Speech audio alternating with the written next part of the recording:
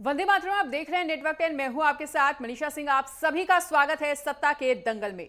लोकसभा चुनाव का पहला चरण भले ही पूरा हो चुका हो, लेकिन दूसरे चरण की चौसर बिछ चुकी है। सभी दल अपनी अपनी जीत के लिए जनता के बीच पहुंच रहे हैं, वादों की झड़ी लगाकर वोट की अपील कर रहे हैं। उत्तर प्रदेश में दूसरे चरण की 8 सीटों के लिए सियासी जंग जारी है। बची 72 सीटों के लिए प्रचार अभियान जारी है। उधर अगर हरियाणा की बात की जाए तो हरियाणा में भी बीजेपी 10 सीटों पर जीत का दावा कर रही है। हर रोज की सियासत के रंग को दिखाने के लिए वहां पर क्या कुछ माहौल है, इसी को लेकर करेंगे वहां के संवाददाताओं से बातचीत। तो आपको बता दें कि लोकसभा का रंग जो है वो पूरी तरह से अब चढ़ता हुआ नजर आ रहा है। जहां एक तरफ गर्मी का मौसम चरम पर है, तो वहीं दूसरी तरफ सियासी पारा भी लगातार हाई है।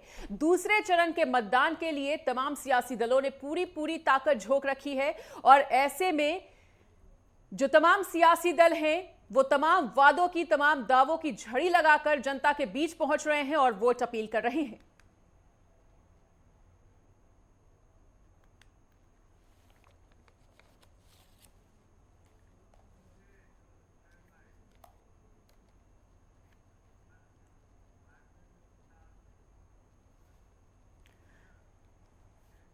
और इसी बीच हमारे साथ UP state head Raghavendra Pratap Singh और चंडीगढ़ से ईशा ठाकुर जुड़ चुकी हैं। सबसे पहले राघवेंद्र, आपका रुख करना चाहेंगे यूपी के जिन सीटों पर दूसरे चरण में मतदान होना है, जल्दी से उन सीटों का समीकरण समझाइए राघवेंद्र, और समझाइए कि कहां चुनौती सबसे ज्यादा तमाम सियासी दलों के लिए। मनीषा, हम अगर दूसरे चरण के मतदान की प्रक्रिया को देखें तो अलीगढ़, मथुरा, बुलंदशहर, मेरठ, गाजियाबाद और गौतम बुद्ध नगर ये वो ज़िले हैं जहां पे चुनाव होने हैं। ये जो सीटें हैं मुख्यतः अगर हम मथुरा की बात करें तो वो भी भारतीय जनता पार्टी वहाँ काफ़ी मजबूत है। गाजियाबाद की बात करें या गौतम बुद्ध नगर की बात करें, बुलंदशहर की बात करें, तो ज़्यादातर सीटों पे भारतीय जनता पार्टी काफ़ी मजबूत स्थिति में है। और चूंकि अमरोहा, बागपत ये भी जो क्षेत्र हैं जो आएंगे इसके अधीन, तो वहाँ पे भी आरएलडी से गठबंधन के बाद से एक तरह से जो बुलंदशहर मथुरा का एरिया है, अलीगढ़ मथुरा की बात करना, तो यहाँ पे भी भारतीय जनता पार्टी अपने आप को और मजबूत की है। और पिछले लोकसभा चुनाव की अगर हम बात करें तो 2 लोकसभा चुनाव में भी इन सीटों पे भारतीय जनता पार्टी ने काफ़ी अच्छा प्रदर्शन किया था।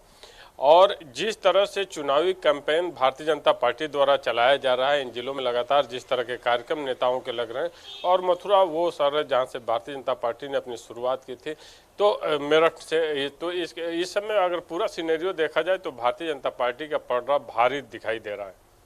बिल्कुल। और चंडीगढ़ से ईशा का भी रुख करना चाहेंगे। ईशा, तो अगर हरियाणा की 10 सीटों की बात की जाए तो इस पर पैनी नजर आलाकमान ने बना के रखी हुई है। किस तरह के सियासी समीकरण बनते हुए, बदलते हुए, बिगड़ते हुए, उलझते हुए या फिर सुलझते हुए?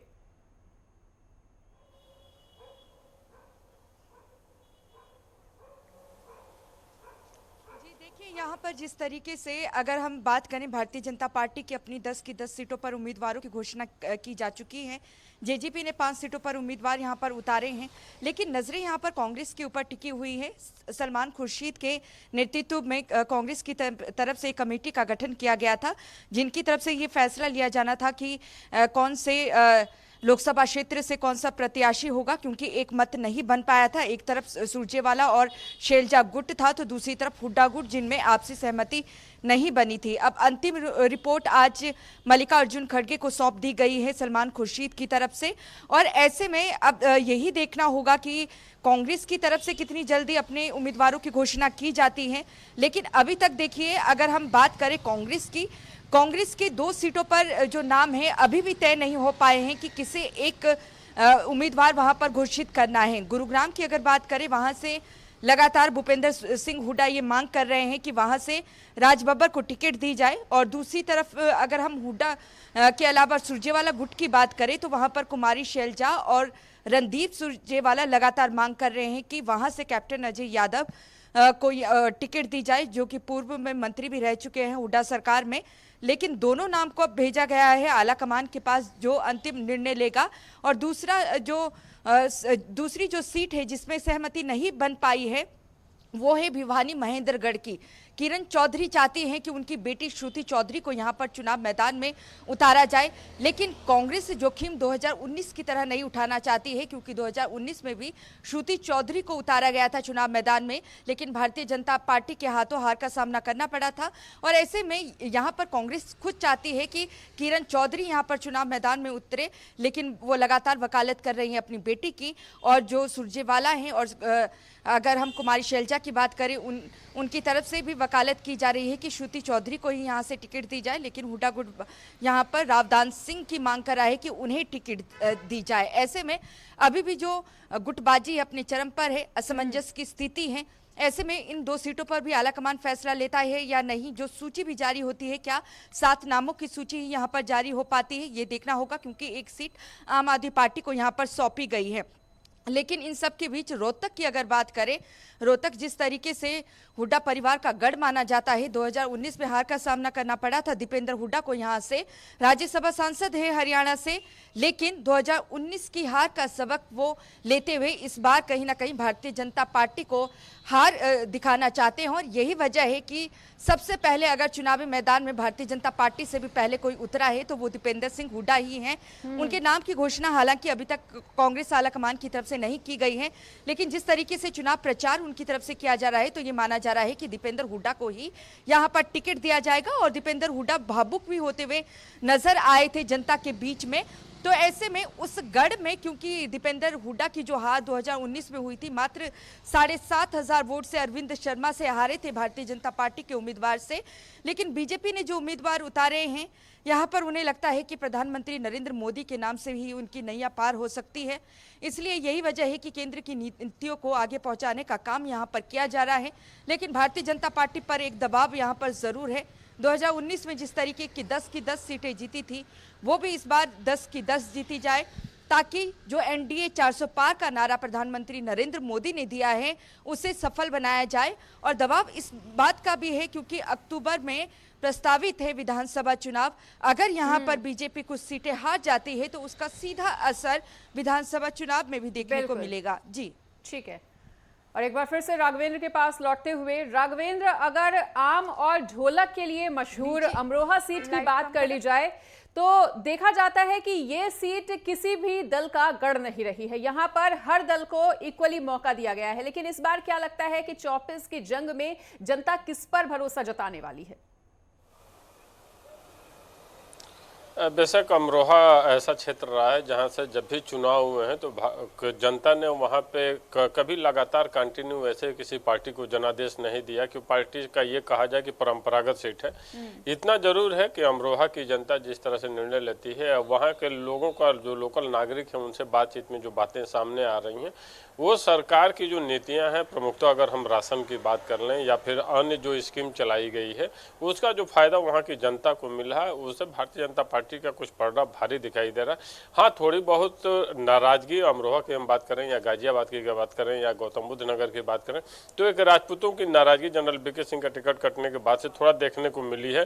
पलड़ी उछाड़ने के बाद या पंचायत करने की बातें सामने आई है, लेकिन भारतीय जनता पार्टी ने उसको उस समीकरण को भी साथ लिया है और अमरोहा से लेकर गौतम बुद्ध नगर गाजियाबाद तक अपनी मजबूत स्थिति बना ली है।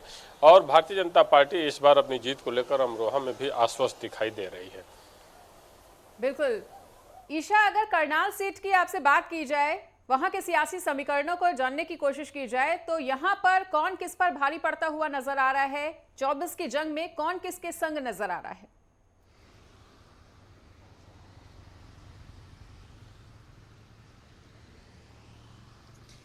देखिए, अगर हम करनाल सीट की बात करें तो यहाँ पर जिस तरीके से बीजेपी ने एक बड़ा दाव खेला है और मनोहर लाल खट्टर को ही लोकसभा चुनाव को लेकर यहाँ पर उम्मीदवार घोषित किया है और उन्हें चुनाव मैदान में उतारा है। और लगातार मनोहर लाल खट्टर भी ये कहते नजर आ रहे हैं अपनी चुनावी रैलियों में कि जो कांग्रेस है अपनी गुटबाजी के चलते, अंतर्कलह के चलते ही यहाँ पर उम्मीदवार नहीं उतार पाई है।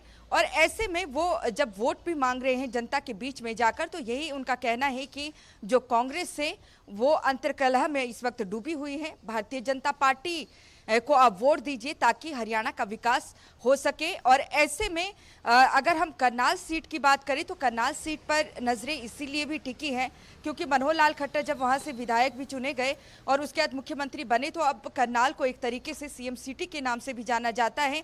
और जब उन्होंने अपनी विधायक की त्यागी भी थी मनोहर लाल खट्टर ने विधानसभा में, उस दौरान भी उन्होंने ये कहा था कि वो चाहते हैं कि आगे भी करनाल को सीएम सिटी के नाम पर ही जाना जाए। और यहाँ पर करनाल को लेकर जब छठे चरण का लोकसभा चुनाव होना है उस दौरान करनाल में भी उपचुनाव होना है। नायब सिंह सैनी जो कि हरियाणा के नवनियुक्त मुख्यमंत्री हैं उपचुनाव में उतरेंगे और ऐसे में क्या वो सीट जीत पाते हैं या नहीं, क्योंकि मुख्यमंत्री तो यहाँ पर बना दिया गया है, चुनाव जीतना भी ज़रूरी है। लेकिन दूसरी तरफ मनोहर लाल खट्टर की अगर बात करें 2014 से लगातार मुख्यमंत्री थे हरियाणा के, लेकिन जिस तरीके से वो जनसंवाद कार्यक्रम कर रहे थे जनता का आक्रोश उनके विरुद्ध देखने को मिला था। और यही वजह है कि भारतीय जनता पार्टी ने लोकसभा चुनाव से ठीक पहले चेहरा ही मुख्यमंत्री का बदल दिया। क्या ये मुख्यमंत्री का चेहरा बदलना भारतीय जनता पार्टी के लिए सफल साबित होगा या नहीं, ये तो बहरहाल 4 जून को जब नतीजे आएंगे तभी पता चल पाएगा। क्योंकि 25 मई की अगर बात करें छठे चरण को लेकर यहाँ पर चुनाव होने हैं, 29 अप्रैल को अधिसूचना यहाँ पर जारी कर दी जाएगी और उसके बाद जब 4 तारीख को नतीजे आएंगे तो उस नतीजे में ये भी देखना होगा कि करनाल उपचुनाव क्या नायब सिंह सैनी जीत पाते हैं या नहीं। लेकिन बहरहाल जो उम्मीदवार भी यहाँ पर उतारे गए हैं उन्हें यही लगता है कि केंद्र की नीतियों के सहारे प्रधानमंत्री नरेंद्र मोदी को आगे रखकर ही उनकी नैया पार हो सकती है। और ऐसे में अगर हम दूसरी तरफ कांग्रेस की बात करें तो कांग्रेस यहाँ पर कहीं ना कहीं बीजेपी उससे इस वक्त बढ़त में इसलिए नजर आ रही है, मजबूती में इसलिए नजर आ रही है क्योंकि कांग्रेस जो अंतरकलह और गुटबाजी जिस तरीके से कांग्रेस में है और गुटबाजी के चलते जिस तरीके से दो फाड़ इस वक्त कांग्रेस हुई पड़ी है तो उसका असर सूची में देखने को मिल रहा है। अभी तक उम्मीदवारों की घोषणा नहीं की गई है। मल्लिकार्जुन खड़गे को जो रिपोर्ट सौंपी गई है उस पर भी फैसला गांधी परिवार ही लेगा और गांधी परिवार ही ये तय करेगा कि किसे कहां से उतारा जाए। तो ऐसे में जब उम्मीदवार भी यहां पर घोषित हो जाएंगे उसके बाद ये देखना होगा कि क्या जो उम्मीदवार भी कांग्रेस यहाँ पर उतारती है बीजेपी के उम्मीदवारों को कड़ी टक्कर दे सकती है या नहीं, क्योंकि यहाँ पर मुकाबला सीधा बीजेपी का इंडिया गठबंधन के साथ है। भले ही एक दूसरे को गाली देते हुए पंजाब में नजर आए इंडिया गठबंधन में शामिल आम आदमी पार्टी और कांग्रेस, लेकिन हरियाणा में एकजुटता का वो संदेश दे रहे हैं। और यही वजह है कि कुरुक्षेत्र में जब कुरुक्षेत्र सीट आम आदमी पार्टी को सौंपी गई है, सुशील गुप्ता वहां से चुनाव मैदान में उतरे हुए हैं जो कि हरियाणा यूनिट के आम आदमी पार्टी के प्रधान भी हैं। और ऐसे में उनका ये चुनाव प्रचार के लिए कांग्रेस भी उतरी है और भगवंत मान भी वहां पर पहुंचे थे। तो ऐसे में जब कांग्रेस भी अपने उम्मीदवारों की सूची जारी कर देगी उसके बाद ही ये पता चल पाएगा कि जो जनता का झुकाव है वो किस और है। लेकिन जिस तरीके से सूची अभी जारी नहीं हुई है, बहरहाल जितना झुकाव देखने को मिल रहा है वो भारतीय जनता पार्टी। बिल्कुल ठीक है। और इस बीच हमारे साथ गौतम बुद्ध नगर से वरिष्ठ संवाददाता राजकुमार चौधरी जुड़ चुके हैं, उनका रुख करना चाहेंगे। राजकुमार, अगर दबंग प्रदेश यानी कि उत्तर प्रदेश की गौतम बुद्ध नगर सीट की बात कर ली जाए तो ये जिला जो है वो सबसे ज्यादा हाईफाई जिलों में से एक माना जाता है, जहां के विकास की ओर देखकर दिल्ली एनसीआर भी पूरी तरह से हैरान है। तो ऐसे में यहां का विकास देखने के लिए अभी भी जनता पूरी तरह से आतुर। तो क्या कहा जा सकता है कि इस सीट पर पहले से ही बीजेपी का बोलबाला? बिल्कुल मनीषा, निश्चित तौर पर देखिए, अगर गौतम बुद्ध नगर को समझना है तो थोड़ा सा हमें अतीत के पन्नों को पलटना होगा। क्योंकि गौतम बुद्ध नगर सीट का जो ये सीट पहले खुर्जा सीट के तौर पर मानी जाती थी और खुर्जा जब तक ये सीट थी तो सुरक्षित सीट थी ये, और सुरक्षित सीट होने के नाते 4 बार अशोक प्रधान भारतीय जनता पार्टी के यहाँ से सांसद रहे हैं। उसके बाद 2019 में ये सीट जनरल हुई और जनरल होने के बाद यहाँ से पहली बार बहुजन समाज पार्टी के सुरेंद्र सिंह नागर यहाँ से मेंबर ऑफ पार्लियामेंट बने। और देखिए, एक खास बात मैं आपको बता दूं, मैं अपनी थोड़ी सी एक जानकारी आपको दूं कि ये गौतम बुद्ध नगर जो जनपद है ये कहीं ना कहीं बहुजन समाज पार्टी की राष्ट्रीय अध्यक्ष और मुख्यमंत्री रही हैं मायावती, उनका गृह जनपद माना जाता है। तो इसलिए पहली बार जब 2014 में ये जनरल सीट हुई तो उस समय जरूर यहाँ पर बहुजन समाज पार्टी रही, लेकिन पिछली 2 बार से लगातार भारतीय जनता पार्टी का कब्जा है। डॉक्टर महेश शर्मा यहाँ लगातार सांसद हैं। पिछली बार 3,30,000 वोटों से इस सीट को जीता गया। ये जो सीट है, इस सीट का एक सिरा हरियाणा से लगता है और एक सिरा दिल्ली की जो देश की राजधानी है उससे सटता है।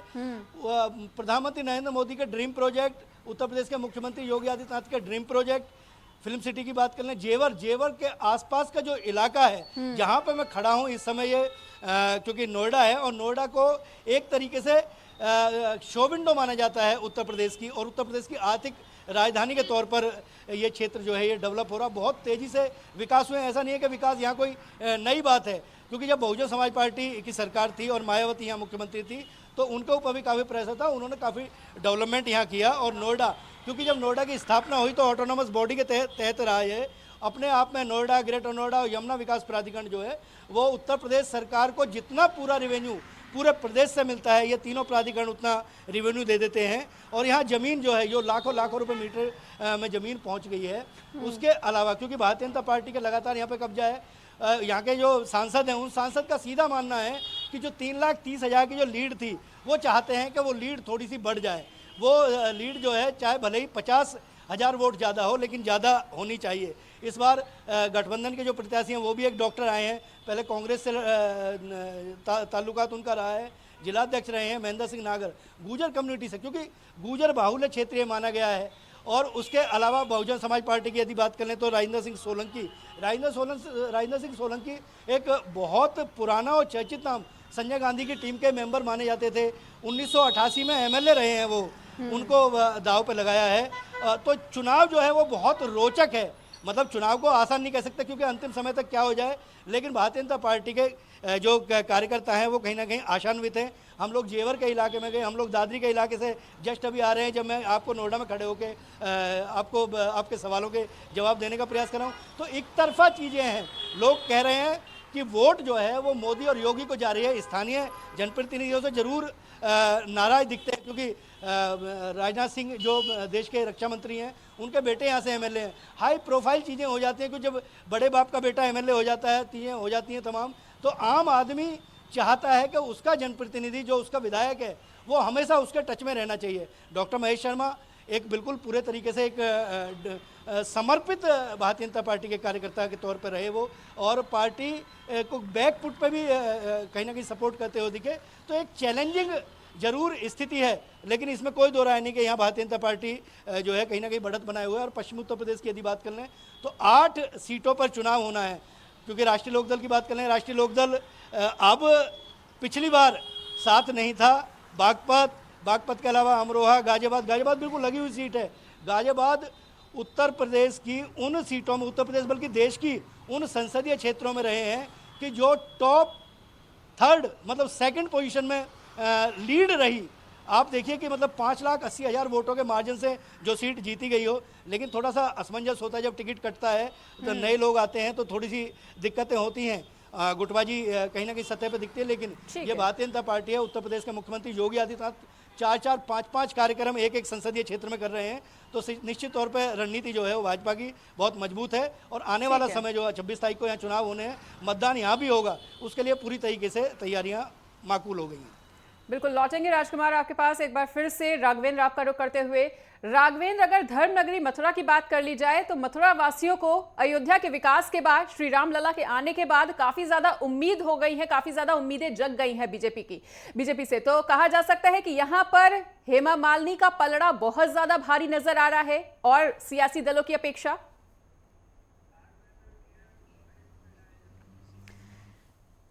तो फिलहाल राघवेंद्र से हमारा संपर्क टूट चुका है और एक बार फिर से ईशा ठाकुर का रुख करते हुए, ईशा एक बार फिर से आपसे बात करना चाहेंगे 10 सीटों की, जो कि काफी ज्यादा अहम मानी जा रही हैं। भले ही ये सीट कम है, लेकिन पैनी नजर लगातार आला कमान ने इन पर इसीलिए बना के रखी है क्योंकि लोकसभा चुनाव के तुरंत बाद यहां पर विधानसभा चुनाव भी होने हैं और ऐसे में अभी से ही जो सियासी चौसर है वो आला कमान ने भी बिछाना शुरू कर दिया है यहां पर।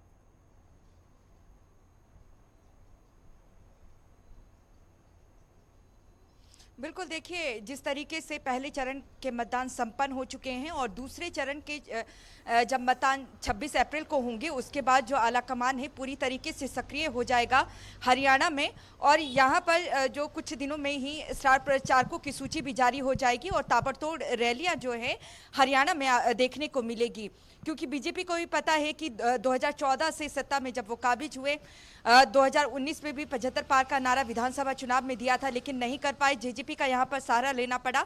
लेकिन अब देखिए लोकसभा चुनाव में जिस तरीके से यहाँ पर इनेलो की तरफ से भी अपने जो प्रत्याशी हैं उतारे गए हैं, और इंडियन नेशनल लोकदल की अगर बात करें, वो हरियाणा की पार्टी है और काफ़ी दबदबा देखने को मिलता है सिरसा और हिसार में उनका। और ऐसे में अगर वो अपनी प्रत्याशी यहाँ पर उतार रहे हैं तो कहीं ना कहीं वोट जो है वो जाट वोट जो है वो कटनी तय है।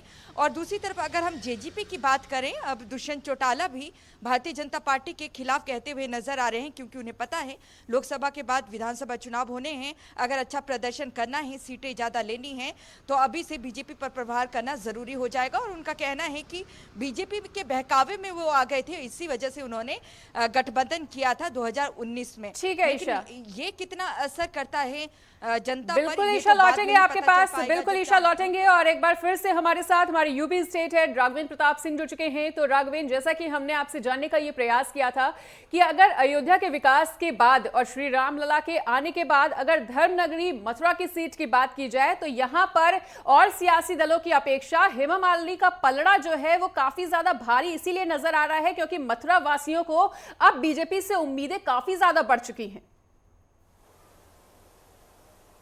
बेशक मनीषा, हम काशी, अयोध्या और मथुरा की बात करते हैं तो यहाँ पे ये तीन शहर ऐसे हैं जहाँ पे भगवान के प्रति हमारी आस्था टिकी हुई है और लाखों करोड़ों हिंदुओं की आस्था का विषय भगवान श्री कृष्ण भी हैं।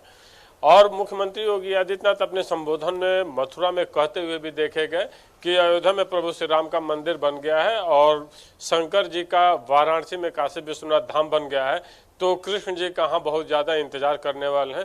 तो सीधा इशारा था कि अगला नंबर, हमारा अगला टारगेट मथुरा है और भगवान श्री कृष्ण के लिए भव्य मंदिर का निर्माण किया जाएगा। और ये इशारा बताता है, और जिस तरह से हिंदुत्व की बातें हो रही हैं, जिस तरह से धार्मिक नगरियों का विकास किया गया है, जिस तरह के कॉरिडोर बनाए गए हैं, उसे भारतीय जनता पार्टी का या हेमा मालिनी का कहा जाए वो पलड़ा भारी दिखाई देता है। वैसे भी भारतीय जनता पार्टी के प्रत्याशी कम लड़ते हैं, मोदी और योगी लड़ते हुए दिखाई दे रहे हैं और आम जनमानस भी, आम जनता भी मोदी और योगी की ही बात कर रही है। अगर किसी प्रत्याशी से नाराजगी भी है तो अंत में वो कहते हुए दिखाई दे रहा है कि मोदी और योगी के नाम पे हम वोट देंगे और भारतीय जनता पार्टी को देंगे। इसके अलावा हम अगर गौतम बुद्ध नगर की बात करें तो वहाँ पे बेशक अगर जनरल बीके सिंह को बदला तो गया है, प्रत्याशी वहाँ बदले गए हैं, लेकिन इसके पहले भी जनरल बीके सिंह को भी जब भारतीय जनता पार्टी ने टिकट दिया था तो वो कोई मजे हुए नेता नहीं थे, सेना से रिटायर्ड थे और उसके बाद भारतीय जनता पार्टी ने उन्हें राजनीति में स्थान दिया था, प्रत्याशी बनाया था और भारी बहुमत से वोटों से वो जीत भी दर्ज किए थे। तो भारतीय जनता पार्टी ये प्रयोग करती भी रहती है, अपने सांसदों को एक जिले से दूसरे स्थान पे भेजने का काम या टिकट काटने का काम, इस तरह का भारतीय जनता पार्टी द्वारा किया जाता है। समय की कमी के चलते फिलहाल इस चर्चा को आगे नहीं बढ़ाया जा सकता, फिर किसी दिन इन्हीं तरह के सियासी समीकरणों को समझाने का प्रयास किया जाएगा। फिलहाल सभी का हमारे साथ जुड़ने के लिए और इस तमाम बातचीत के लिए बहुत बहुत शुक्रिया। तो 24 की जंग में कौन किसके संग है, ये दूध का दूध पानी का पानी हो जाएगा 4 जून को, और 26 जून को अगले चरण का मतदान होना है और जिन जिन सीटों पर मतदान होना है, नेटवर्क 10 लगातार आपसे ये अपील करता है कि अपने क्षेत्र में जाकर मतदान का प्रयोग, मताधिकार का प्रयोग जरूर करें और मतदान जरूर करें, बढ़ चढ़कर लोकतंत्र के महापर्व में हिस्सा लें। फिलहाल यहां पर रुकेंगे एक छोटे से ब्रेक के लिए, खबरों का सिलसिला लगातार जारी है।